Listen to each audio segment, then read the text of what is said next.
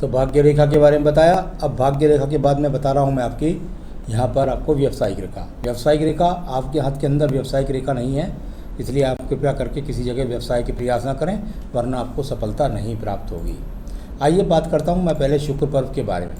शुक्र पर्व, और जब मैं शुक्र पर्व आपका देखता हूँ तो शुक्र पर्व यहाँ पर आपका पीड़ित है, यानी छोटे छोटे, अगर इस जगह छोटे गोलदारे में देखेंगे आप तो यहाँ एक्स के बहुत सारे चिन्ह मौजूद हैं। जब इस प्रकार के एक्स के चिन्ह मौजूद होते हैं तो पति के साथ वैचारिक मतभेद या घर में होने के बाद भी घर में मन न लगना, इस तरह की स्थितियों को दर्शाए जाते हैं। तो कुल मिलाकर घर में संपन्नता की कोई कमी नहीं है, सबसी चीज़ें हैं, लेकिन ऐसी चीज़ें इसका सामना आपको करना पड़ सकता है।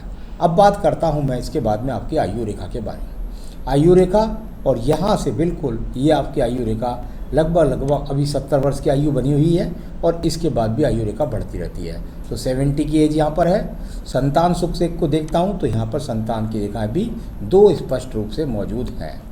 तो चलिए, ये आपके सब बातों को बताया। अब मैं आपको बताने वाला हूँ आपके सवालों का जवाब। आपने मुझे पूछा है कि दूसरी संतान कब तक प्राप्त होगी।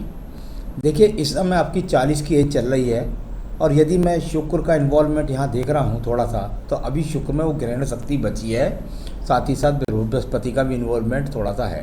यानी कुल मिलाकर मैं समझता हूँ यदि 2 साल आपने प्रयास किया तो 2 साल के अंदर आपको संतान की प्राप्ति हो सकती है। 42 वर्ष के बाद बिल्कुल एकदम क्षीण स्थिति हो जाएगी, फिर आपको संतान प्राप्ति के योग नहीं लगते।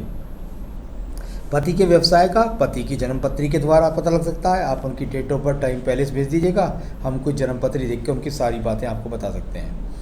भविष्य में आपके स्वास्थ्य के बारे में पूछा है। अभी मैं यहाँ से जब तक देख रहा हूँ कम से कम 3-4 साल तक, तो मुझे यहाँ हाथ में अभी कोई बहुत बड़े स्वास्थ्य खराब के संकेत नहीं मिलते। भविष्य में धन संपत्ति के योग कैसे हैं, मैंने बताया था कि आपके हाथ के अंदर भाग्य रेखा है। जब आपके हाथ के अंदर भाग्य रेखा है तो इसका मतलब ये हुआ कि आपके भाग्य से आपके घर के अंदर स्थितियां मजबूती के साथ चलती हैं। यानी ये महिला जहां रहे उसका भाग्य इसके भाग्य से चले।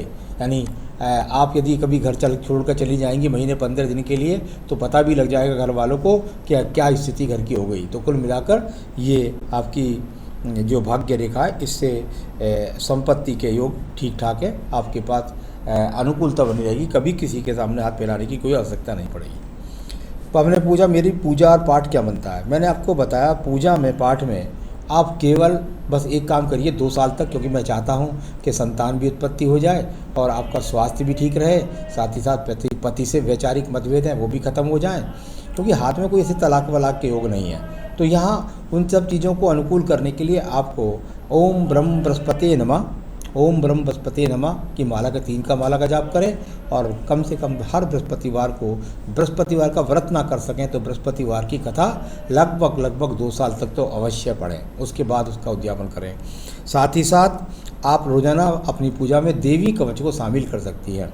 देवी कवच नित्य प्रतिदिन अपनी पूजा में शामिल रखिएगा। और अंगूठी बनती है आपकी पुखराज इस उंगली में पहन लीजिएगा, आपको मिल जाए ठीक है, नहीं तो आप मुझसे नग मंगवा सकती हैं, मैं अंगूठी बनाकर भी भेज सकता हूं। और देवी कवच आपको पढ़ना ही है, और साथ ही साथ आपको ये वाला रोज़ाना पुखराज आपको ये वाला पहन लीजिएगा, संतान सुख के लिए, साथ ही साथ पति सुख के लिए, ऐश्वर्य धन के लिए, और घर के अंदर संपूर्णता के लिए। बस इतना भर जितने उपाय मैंने बताए हैं आपको, इनको भी अपनाइए, जीवन में सुखी रहिए, यही मेरी शुभकामनाएँ। नमस्कार।